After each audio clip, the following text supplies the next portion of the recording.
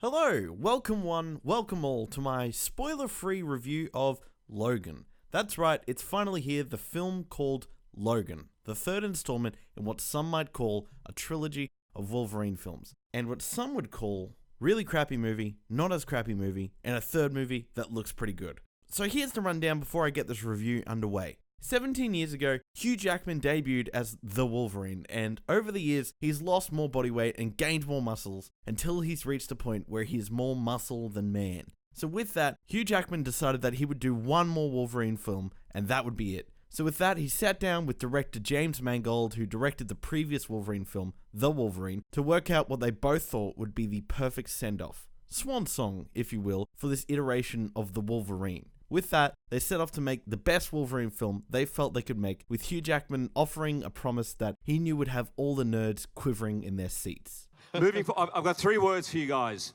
Old man Logan. That's all I'm saying. Now, obviously, it would be impossible to do the actual Old Man Logan story in the Fox universe. In the comics, you got Wolverine driving about with blind Hawkeye attacking Hulks and Red Skull and all sorts of crazy comic booky stuff that Fox don't have the rights to. But from the trailers, you can guess that they've tried to stick to the heart of that story, which is driving and deserts, and of course, an old man named Logan. James Mangold and Hugh Jackman both then made huge pushes for the film to be R-rated, with Hugh Jackman taking a severe pay cut to make it happen. And now we have what is promised to be the bloodiest Wolverine outing to date. So with all that said, does Logan manage to live up to the promises and hype that have been cooking up for the past couple of years? Yeah, it flipping does. And that's it. Review's over, people. Go home. That's it.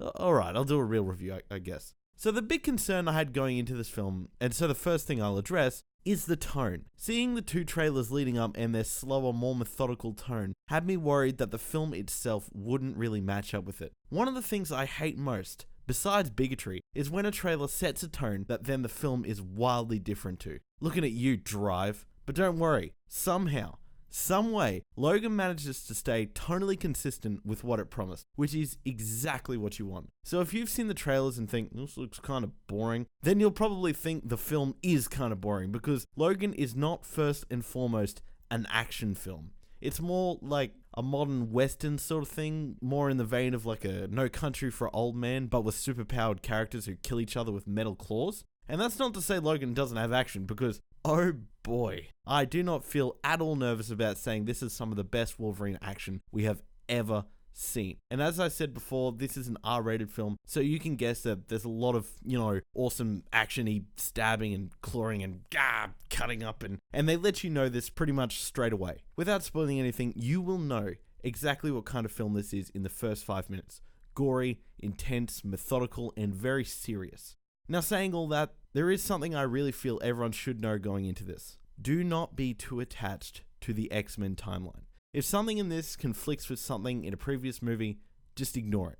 For example, Caliban is in this film. Caliban is in X-Men Apocalypse, a film set in the 80s. And this is set in like 2029. So I really don't think it's worth worrying about. It's clear that James Mangold set out purely to make the best film he could with every resource he had, instead of being tied down by previous films and their continuity. Besides, it's not like the X-Men films have ever cared too much about continuity, so you probably already have a good enough idea of what this is going to be. Now, I've spoken a lot about filmmaking things, tone and stuff, but it would be a crime to talk about this film without talking about the cast. Hugh Jackman just nails it. I cannot imagine anyone doing a better job than he just did with this character. Hugh Jackman, knowing that he's hanging up the claws after this film, brings his all, delivering all his lines perfectly, acting out every second convincingly, interacting with the characters perfectly. I don't know what more to say. It's clear that after 17 years or what have you of playing this character, he's perfected it, and yet he still manages to bring a sense of freshness to the character and great nuance to the evolution. Like, this is not the same Wolverine as the past, 20,000 films. He's perfect. Patrick Stewart also brings his best to a very different, very damaged Professor X. Again, another clear evolution of the character that feels very organic and makes sense in this world. And Patrick Stewart plays it beautifully. And a big standout of the film, which is lucky because a lot depended on her, was Daphne Keane as Laura or X-23. They say you should never work with children or animals on a film. And guess what? That's a dumb rule. and this movie proves it. Seriously though, this was some inspired casting, because Daphne Keane manages to hold her own with Hugh Jackman's Logan, not only as a character, like in interactions and stuff, but as an action person too. And I don't have any better words for that if you're mocking me or something, because action person sounds good enough. She does action good, alright? And, serves excellently as half of the shared relationship with Logan that works as the heart of the film. In fact, all three of these guys are pretty much the heart of the film, and all their interactions are very organic, believable, some are funny, and all feel very genuine. They're just really great, alright? The rest of the cast too, Stephen Merchant's Caliban, Boyd Halbrook's Pierce, everyone else do really great as well. Pierce working as a great villain for the story being told, and Caliban serving as some comedic relief and a good friend for Logan.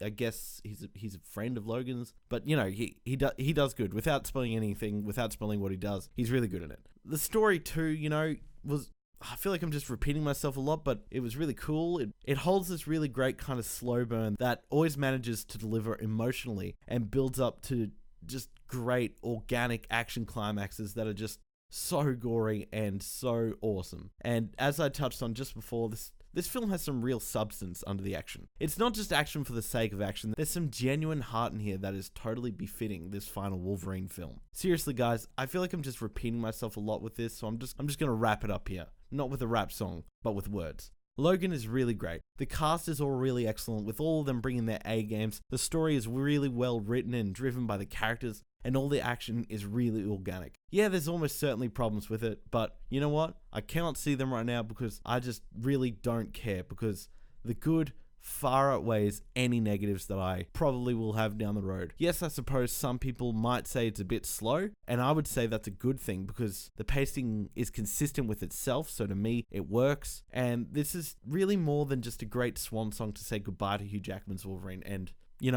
farewell, Hugh Jackman's Wolverine. Goodbye.